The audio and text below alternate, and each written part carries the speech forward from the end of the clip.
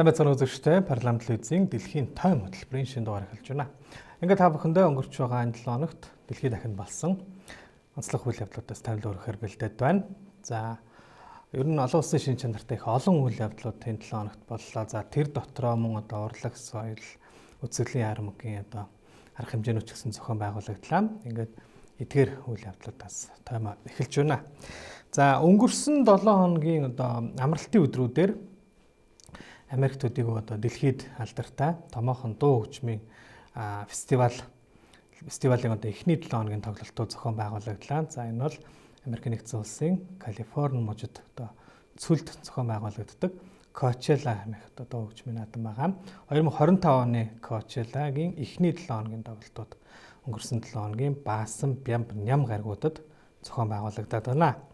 За 2025 оны Coachella фестивал энэ сарын 11-ээс 13-ны өдрүүдэд за мөн энэ 7 хоногт буюу 18-аас 20-ны өдрүүдэд энэ 7 хоногийн Баасан Бямб Ням гаригуудад мөн зохион байгуулагдана. Ингээд нийтдээ 2-7 хоногийн турш зохион байгуулагдах хуваартай.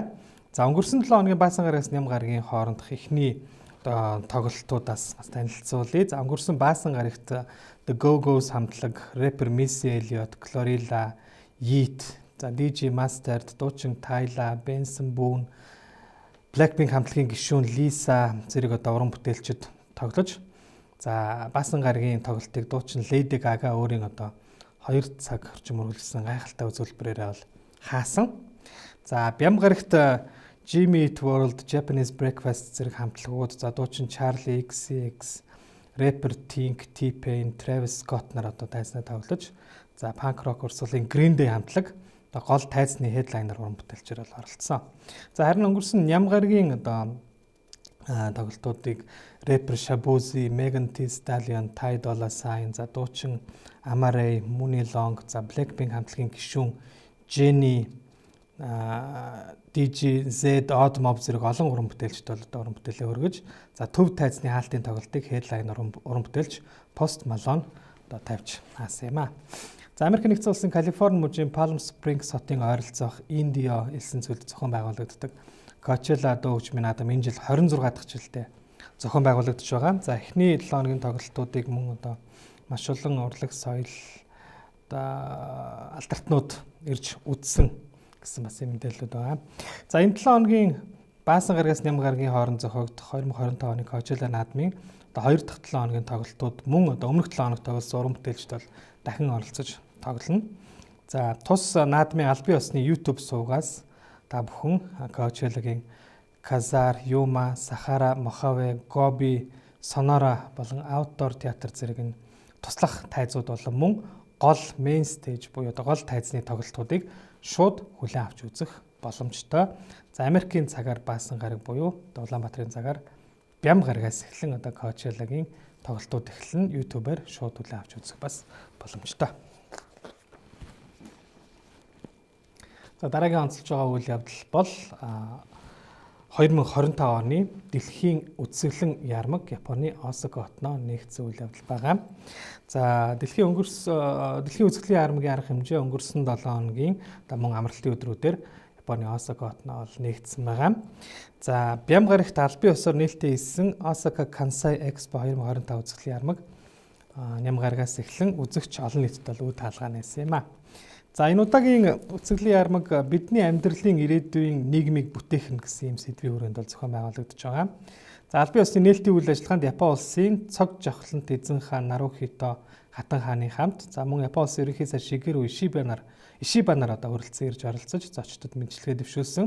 За энэ үеэр Шигеро Ишиба арга хэмжээг нээж хэлсэн үгэндээ дэлхийн үзэсгэлэн ярмаг бол цаг үеийг тусгах тол гадаад дотоодын оюун ухааныг нэгтгэх эндэр юм хэмээн онцолсон юм аа. За Осака хот бол Японы Осака хот энэхүү 2 дахь удаага дэлхийн үзэсгэлэн ярамгийг зохион байгуулж байна. Анх 1970 онд тус хотод дэлхийн үзэсгэлэн ярамгийн арга хэмжээ мөн зохион байгуулагдаж байсан. Ингээд 55 жилийн дараагаар 2 дахь удаага дэлхийн үзэсгэлэн ярамгийг зохион байгуулж байна. За түүнчлэн Осака мужийн засаг захиргаанд багтах далаа дээр Юмишима хэмээх хиймэл арлыг бол бүтээн байгуулж, за энэхүү арал дээр орчин үеийн барилгын өндөр технологиг Японы уламжлалт Nuki хэмээх мод холбох юм аргатай хослуулж хийсэн газар хөдлөлт байгалийн гамшигт төсвөртэй бат бөх их цагираг хэмээх дэлхийн хамгийн том модон байгууламж бүхий хотхонд одоо 2025 оны дэлхийн үзэсгэлэн ярамгийн арга хэмжээ зохион байгуулагдж байна. За энэ удаагийн үзэсгэлэнт дэлхийн 158 улс 9 олон улсын байгууллага оролцож өөрийн улс орн болон байгууллагыг олон улс танилцуулан сурталчилж байна.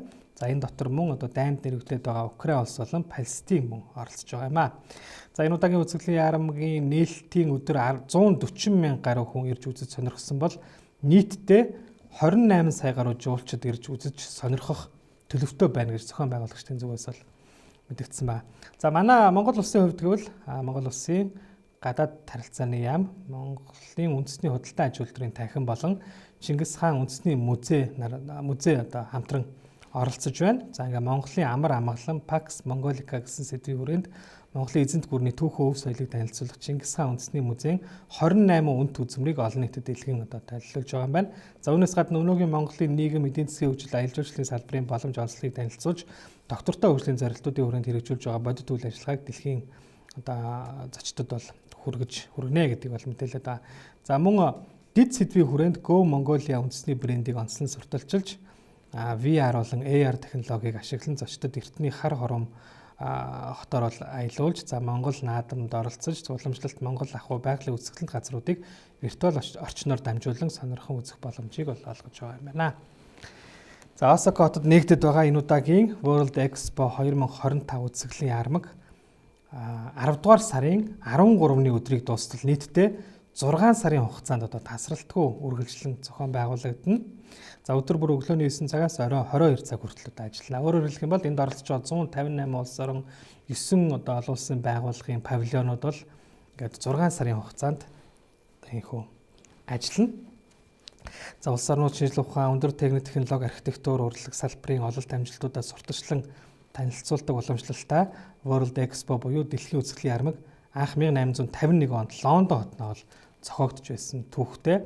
За өнгөрсөн жилийн Хятадын Чиндүү хотноо, түүний өмнө жилийнх Аргентины Буэнос Айрес хотноо зохион байгуулагдсан билээ.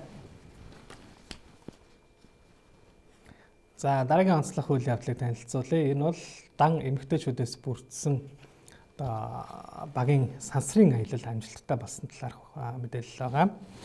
За Америкийн Blue Origin компани New Shepard хөлгөөр хийсэн сансрын аялал амжилттай болж их дэлхийд ирсэн. Энэ аяллаа багт дан эмэгтэйчүүд багтсан байгаа. За сансарт амжилттай нисэд ирсэн дан эмэгтэйчүүдээс бүрдсэн багт Америкийн pop дуучин Katy Perry, Blue Origin компани тэр бүмтэн Jeff Bezos-ийн сүйт бүсгүй Lauren Sanchez, Америкийн CBS телевизийн хөтлөгч Gayle King, за NASA-гийн судлаач эрдэмтэн Aisha Bowe, иргэний эрхийн идэвхтэн Amanda Nguyen, кино продюсер Kerry-Ann Flynn гэсэн нийгмийн салбар бүрийн төлөөлөл болсон эмэгтэйчүүд бол багтсан юм аа. За Blue Origin компани New Shepard сансрын хөлөг бол бүрэн автомат жолоодлоготой буюу эдгээр 6 эмэгтэй жолоочгүй гээр бол сансарт аялаад ирлээ. За тус сансрын хөлөг орон нутгийн цагаар даваа гарагийн өглөөний 8:30 минутанд Техас мужийн баруун хэсгээс хөөрсөн. За багийнхны нислэг 11 минут орчим үргэлжилж дэлхийгээс 100 км гаруй зайд хөөрөн сансарт гарч хэсэг хугацаанд жингүүтэлтийг тэр эмэгтэйчүүд мэдэрсэн байгаа. За ингээд 6 эмэгтэй шүхүрт капсулаар их дэлхийдээ аюулгүй 9 минут газардсан. За тэднийг Blue Origin компани эзэн тэр бомтон Jeff Bezos тосон авч капсулын хаалгыг нээж гаргасан юм аа. За Jeff Bezos-ийн сүйт бүсгүй Lauren Sanchez баярын нулимс унгаж дан эмэгтэйчүүдээс бүрдсэн энэ багаараа би бахархаж байна, хэлэх ч үг олдохгүй байна. За бид хөлгийн цонхоор сарыг мөн их дэлхийгээ ойроос толтой харсан хэмээн хэлсэн байгаа. За түүний араас гарч ирсэн дуучин Katy Perry хуурай газрыг үнсээд сансарт гарсныхаа дараа амьд яваага улам их мэдэрлээ хэмээн хэлсэн. За тэдний нислэгийг мөн их дэлхийгээс тусгай зориултын платформоос бол мөн олон Khloe Kardashian, Oprah Winfrey зэрэг олон алдаартнууд бол ажигласан байна. За одоогоос 60 гаруй жилийн өмнө зөвлөлт холбоот улсын сансрын нисгэгч Валентина Терeshkova Восток 6 хөлгөөс ганцаараа сансарт ниссэн дэлхийн анхны эмэгтэй хүн болон зөвхөн эмэгтэй багаас бүрдсэн юм сансрын аяллыг хийсэн гэдгээр бол түүхэнд нэрээ үлдээсэн байдаг. За тэгвэл түүнээс хойш инхүү дан эмэгтэйчүүдээс бүрдсэн баг огт сансарт нисээгүй байж байгаа энэхүү сансрын аялагч 6 эмэгтэй бол энэхүү сансарт гараад байна. Гэхдээ одоо хамгийн нам өндөрт дэлхийн татах хүчнээс гарч богино хугацаанд жингүүдэлтийг мэдрүүлдэг одоо энэ төрлийн сансрын одоо аяллыг, сансрын нислэгийг сансар судлал шинжилгээ ухаантай бол ямар ч одоо холбоогүй, хамааралгүй зөвхөн аялал төдий зүйл хэмээн одоо бас шүүмжлэгч нар бол байдаг. За шүүмжлэгчид бол хүн төрөлхтний ирээдүйн сайн сайхан тусын тулд шинжилгээ ухааны судалгаа шинжилгээг явуулах зорилгоор бол тусгай бэлтгэгдсэн сансрын нисгэгчид л сансарт одоо нисдэг гэдгийг бол онцолж, за асар өндөр үнэтэй энэ төрлийн сансрын аяллыг бол хичнээн сайхан ч гэсэн хүн төрөлхтөнд ямар нэгэн үр ашиггүй зөвхөн баян чинэлэг хүмүүс зориулагдсан ийм хий хоосон зүйл гэж одоо шүүмжилж байгаа. За үүнээс гадна хүрээлэн буй орчныг бохирдуулах бас ийм сул талтай хэмээн одоо маргадаг. Харин энэ аяллыг одоо дэмжигчдийн зүгээс бол сансар судлалын инновацийг одоо нэг шат ахиулж урагшлуулж за сансрыг хүн төрөлхтөнд улам ойртуулж байгаа явдал хэмээн одоо хамгаалдаг байгаа юм аа. За тэр бүмтэн Jeff Bezos Blue Origin компани 2000 онд байгуулж байсан тус компани санал болгодог сансрын аяллын тасалбарын үн бол олон нийтэд тэмч тодорхой байдаггүй. Гэхдээ одоо энэ сансрын аялалд явахыг хүсэж байгаа хүмүүс анхлаар эхлээд бол 150 мянган $100 одоо тусгай дансанд байршуулж суудлаа захиалдаг. Өөрөөр хэлбэл 150 мянгийнхаа дараа бас дахиад төлбөр төлдөг гэсэн. За сансрын аяллаас гадна тус компани сансрын дэд бүтэц олон дахин ашиглах боломжтой пуужингийн үйлдвэрлэл болон саран дээр газардах системийн хөгжүүлэлт зэрэг бусад үйл ажиллагаануудыг мөн давхар явуулдаг юм аа. За энэ удаагийн дан эмэгтэйчүүдээс бүрдсэн багийн аялал нь Blue Origin компани New Shepard төлгөөр сансарт гарах одоо 11 дахь удаагийн багийн аялал байлаа. За зорчигчгүй гээд нийтдээ 31 дахь удаагийн нислэг болсон байна. Дэлхийн тойм хөтөлбөр үргэлжилж байна. Та бүхэндээ дараагийн онцолж байгаа үйл явдлыг танилцуулъя. Америк нэгдсэн улсын ерөнхийлөгч Дональд Трамптай холбогдолтой үйл явдлууд 7 хоног болгон олонний анхаарлыг татж байна. За энэ 7 хоногт тэрээр түүний засаг захиргааны зүгээс Америкийн нэгдсэн улстай төдийгүй дэлхийд одоо тэргүүлэгч томоохон их сургуулийн эсрэг одоо дайрсан ийм үйлдэлүүдийг гаргалаа. За энэ бол Харвардын их сургууль байгаа.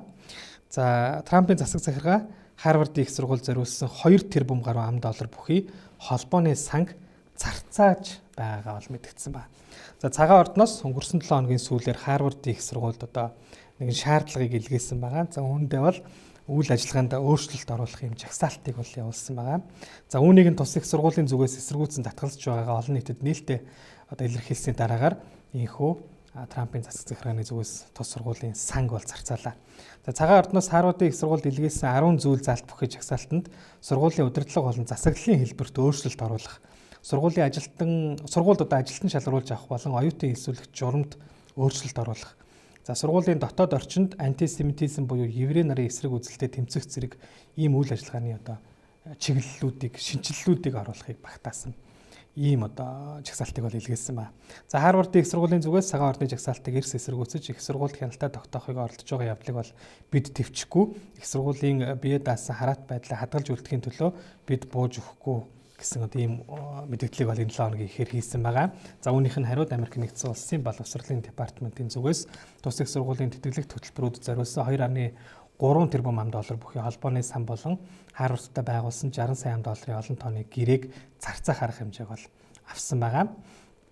За энэхүү арга хэмжээг үндсэндээ олон янз байдал ялгаатай тэгш оролцооны эсрэг Трампын засаг захиргааны зүгээс хэрэгжүүлж байгаа бодлогын хүрээнд энэхүү авч байна. За холбооны засгийн газартай санхүүгийн харилцаагаа авч үлдэхийн тулд үйл ажиллагаанд өөрчлөлт оруулах шаардлагатайг Трампын засаг захиргааны зүгээс Харвардын их сургууль анхааруулад байна. За энэхүү Америкийн хамгийн том их сургууль Трампын засаг захиргааны дарамт шахалтад бол одоо энэхүү ороод байна. За Харвардын их сургуулийн профессорууд үг хэлэх, үзэл бодлоо илэрхийлэх хэрэгчлөө болон академик боловсрол эрдэм шинжилгээний хэрэгчлөөнд бол хууль бусаар халдаж байна гэсэн үндслээр энэхүү засгийн газрын эсрэг одоо шүүхэд хамтдаж одоо гомдол гаргаад байгаа. За үүнийх нь хариуд эргээд бас Трампын одоо засаг захиргааны зүгээс дараагийн одоо хариу арга хэмжээнүүдийг бол энэ 7 хоногийн сүүлээр одоо аваад байгаа юм аа. За ингээд Трампын засаг захиргаа болон Харвардын их сургуулийн хооронд бас юм томоохон одоо тэмцэл эхлээд байна. За та мөргөлжилж байна. Тэгэхээр энэ 7 хоногт Америкийн Times төлөөс дэлхийн одоо хамгийн нөлөө бүхий 100 хүний жагсаалтаа танилцууллаа. Энэ бол 2025 оны дэлхийн 100 нөлөө бүхий үнийн жагсаалт юм а. За Америк төдийгүй дэлхийн хэмжээнд нөлөөлөгч улс төр бизнес, технологи, урлаг, соёл, спорт гэдэг одоо салбартаа тэргүүлэгч 100 эрхмийн жагсаалтыг танилцуулсан Times сэтгүүлийн шинэ дугаар 5 өөр нүүртэйгээр дэлхийн өнцөг булан бүртийн 7 хоногт хэвлэгдэн одоо гараад байна. За Times сэтгүүлийн шинэ дугаарын нүүрийг 100 нөлөө бүхий хүний жагсаалтанд багтсан жүжигчин Demi Moore, рэпер Snoop Dogg, теннисчин Serena Williams, дуучин Ed Sheeran, за Google DeepMind компаниг үүсгэн байгуулагч гүйцэтгэх захирал Demis Hassabis нар бол одоо чимээд байна. За 2025 оны дэлхийн нөлөө бүхий 100 нийт жагсаалт нь өнөөгийн дэлхийн ертөнцийг бүтээлцэж мөн ирээдүйг тодорхойлж буй эрхмүүдийг одоо алдаршуулж байна хэмээн Times сэтгүүлийн гүйцэтгэх захирал Jessica Sibley одоо шинэ дугаарын талаар ярихдаа онцлсан байна. За Times сэтгүүлээс 22 дахь жилдээ тодруулж байгаа нөлөө бүхий хүмүүсийн жагсаалтанд жүжигчин Scarlett Johansson, Kristen Bell, Blake Lively, Demi Moore, за тамирчин Simona Biles, Serena Williams, дуучин Nicole Scherzinger зэрэг эмэгтэйчүүд. За Австрийн салбараас Америк нэгдсэн улсын ерөнхийлөгч Donald Trump, дэд ерөнхийлөгч JD Vance, Мексикийн ерөнхийлөгч Claudia Sheinbaum, Дэлхийн эрүүл мэндийн байгууллагын тэргүүн Tedros Adhanom Ghebreyesus, Аргентины ерөнхийлөгч Javier Milei, Их Британий ерөнхий сайд Keir Starmer, Өмнөд Солонгосын арчсан намын дарга EJ Moon зэрэг одоо удирдагчид. За урлаг соёлын салбараас рэпер Snoop Dogg, дуучин Ed Sheeran, хамтлагийн дуучин Rosé, за жүжигчин Adrien Brody, Hiroyuki Sanada зэрэг одоо олон уран бүтээлчид. За хувцас загвар дүрслэх урлаг болон утга зохиолын салбараас загвар зохион бүтээгч Miuccia Prada, Stella McCartney, зураач Yoshitomo Nara, Michelina Thomas, архитектор Annabelle Seydoux, Ma Jansen, зохиолч Percival Everett, Amy Griffin зэрэг одоо олон уран бүтээлчид. За бизнес, технологи, инновацийн салбараас Mark Zuckerberg, Elon Musk, Bill Gates, Ted Saranton, Larry Fink зэрэг энтерпренерүүд тус одоо багтаад байна. За энэ жилийн жагсаалтанд багтсан 22 настай усан сэлэлтийн тамирчин Олимпийн авраг Леон Маршан хамгийн залуу нөлөөлөгчөөр тодорсон бол өдгөө 88 настай Бангладеш улсын ахлах зөвлөх Мухаммед Юнус хамгийн хөгшин одоо нөлөө бүхий үнээр бол нэрлэгдсэн байна. За мөн 7 дахь удаага жагсаалтад багтсан Америк нэгдсэн улсын ерөнхийлөгч Donald Trump тус жагсаалтад хамгийн олон удаа багтсан үнээр тодорлоо. Times сэтгүүлийн зүгээс энэ жилийн жагсаалтад багтсан хүмүүсийн чуулганы арга хэмжээг энэ сарын 23-нд, харин гала үйлчлэгийн арга хэмжээг энэ сарын 24-нд Нью-Йорк хотын зохион байгууллагаар төлөвлөсөн байна. Эдгээр арга хэмжээнүүдийг эх сарын 4-ний өдөр Америкийн ABC телевизээр цацах юм байна. За ингээд сүүлийн одоо онцлог мэдээллийг хүргэе. Дэлхийн эрүүл мэндийн байгууллагын гишүүн орнууд ирээдүйд дэгдэх боломжтой цар тахлын эсрэг илүү сайн тэмцэх зорилготой гэрээний асуудлаар нэгдсэн тохиролцоонд энэ 7 хоногт хүрлээ. За энэхүү гэрээн COVID-19 вирусын дэгдэлтийн үеэр ажиглагдсан зохион байгуулалтгүй байдал, за мөн одоо вакцины эм бэлтгэл болон бусад одоо хэрэгцээ зүйлсийн одоо нөөцийн төлөх өрсөлдөөн зэрэг ирээдүйд үүсч болох эрсдлүүдээс зайлсхийх зорилготой юм гэрээ юм а. За тус гэрээнд шинэ өвчний талаарх мэдээллийг улс орнууд маш түргэн хугацаанд хуваалцах, эрдэмтэн судлаачид болон эмийн компаниудад эмчилгээ вакцины боловсруулахад илүү хурдан ажиллах боломжийг баталгаажуулах зэрэг хамтын ажиллагааны чухал зүйл залтуудыг бол багтаарууллаа. Тодорхойлох юм бол дэлхийн нийтийг хамарсан цар тахал дэгдсэн үед өвчний эсрэг эм бэлтгэлийн хүртээмжийг бүрэн хангаж эм бэлтгэл үйлдвэрлэгч компаниуд вакцины, эм бэлтгэл шинжилгээний бүтээгдэхүүн зэргийн 10%-ийг дэлхийн эрүүл мэндийн байгууллагад хуваарлах, 10%-ийг нь боломжийн үнээр зах зээл нийлүүлэх үүрэг хүлээхээс гадна Дэлхийн эрүүл мэндийн байгууллагын гишүүн орнууд мөн харилцан тохиролцсон тохиолдолд эрүүл мэндийн технологиг ядуу буруу улсуудад шилжүүлэхийг зөвшөөрч байгаа юм байна. За Дэлхийн эрүүл мэндийн байгууллага мөн түүхэнтэй анх удаага амны хаалт, эмнэлгийн хувцас болон бусад хувийн хамгаалтын хэрэгслүүдийн дэлхийн нийлүүлэлтийн сүлжээний төлөв байдлыг одоо мөн танилцуулахаар болсон байна. За энэхүү гэрээг Дэлхийн эрүүл мэндийн байгууллагын гишүүн орнуудын хооронд 3 жил хэлэлцсэний эцэст энэ 7 хоногийн 5 гарагт инхүү нэгдсэн тохиролцоонд хүрч одоо байгуулахаар болоод байна. За энэ нь Дэлхийн эрүүл мэндийн байгууллагын 75 жилийн түүхэнд 2 дахь удаага ийм төрлийн олон улсын хэлэлцээр төрж байгаа тохиолдол бөгөөд анхных нь 2003 оны тамхины хяналтын хэлэлцээр байсан юм а. За нэгдсэн тохиролцоонд хүрээд байгаа уг хэлэлцээрийг Дэлхийн эрүүл мэндийн байгууллагын гишүүн орнууд эх сард зохион байгуулагдах Дэлхийн эрүүл мэндийн ассамблеийн хуралдааны үеэр албан ёсоор батлахаар боллоо. За Дональд Трамп Америк нэгдсэн улсыг Дэлхийн эрүүл мэндийн байгууллагаас гаргаж байгааг зарласан учраас цар тахлын гэрээний яриа хэлцээнд Америк нэгдсэн улс оролцоогүйгээс гадна мөн Дэлхийн эрүүл мэндийн байгууллагаас албан ёсоор 2026 онд гарснаар уг гэрээг дагаж мөрдөхгүй улс бол Америк нэгдсэн улс болж байна. Та бүхэндээ өнгөрч байгаа энэ 7 хоногт олон улсад болсон онцлог үйл явдлуудаас таймлан хүргэлээ. Анхаарлаа хандуулсанд баярлалаа.